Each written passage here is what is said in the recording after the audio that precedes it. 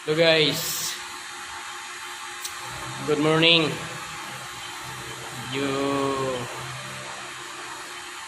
Mahaba na yung bungot ko ngayon. Ayan, nagbabakyum na naman tayo. Mayroon tayong kiluhan, freon. Tingnan nyo naman, oh.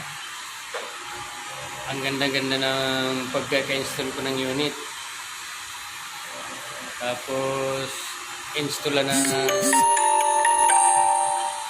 electrical. Pinapangit to.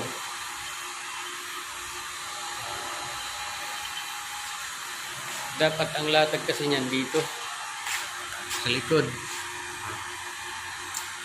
Kaso ang nangyari, doon naman nila nilagay. Hindi man lang muna nagtanong.